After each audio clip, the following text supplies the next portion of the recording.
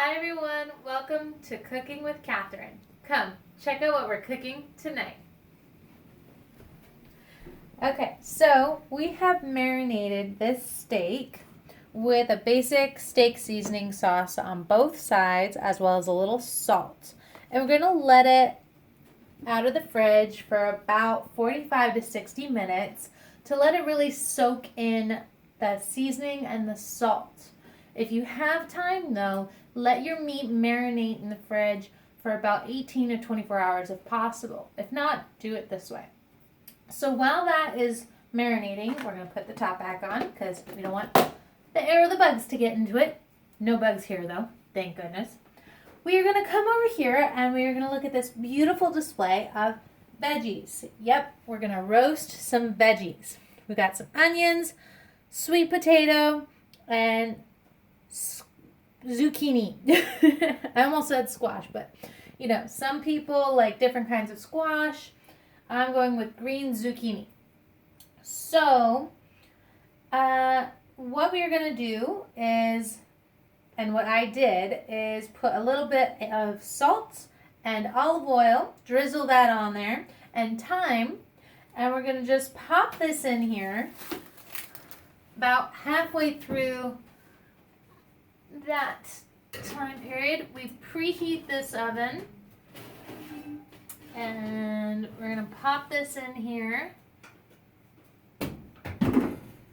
at 400 degrees for 40 minutes and just let that baby cook.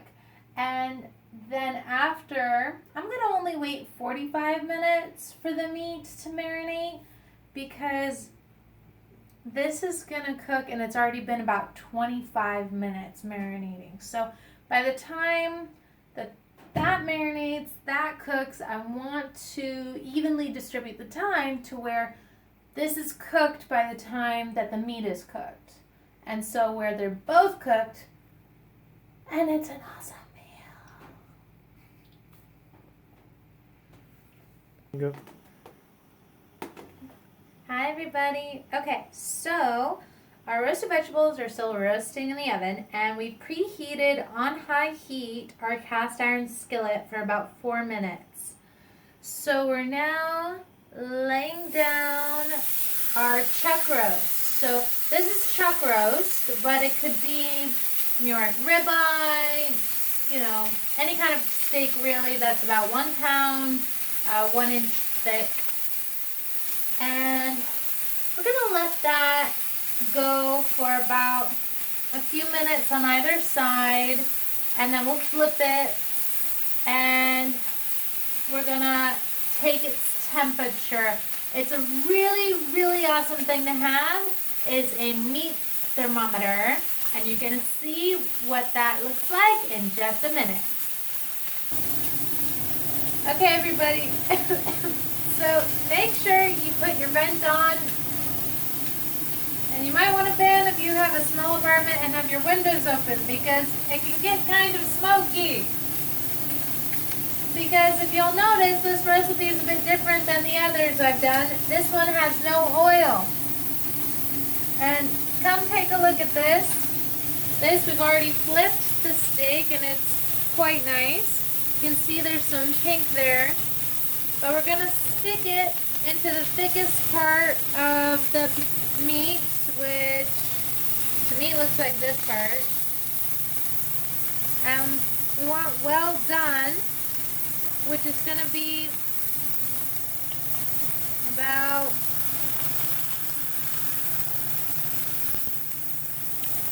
$145. So it's not quite there yet, so we're going to let it cook for a bit longer. Because personally, I'm a well done kind of girl. But, you know, if you want a little rarer, that's a good temperature for it. And then when it's time to eat it, obviously let it rest for 10 minutes. And as you can see on the timer right there, the roasted vegetables still have 11 and a half minutes to go. So what we're going to do is we're going to put these down real quick. And we're going to check on our roasted vegetables.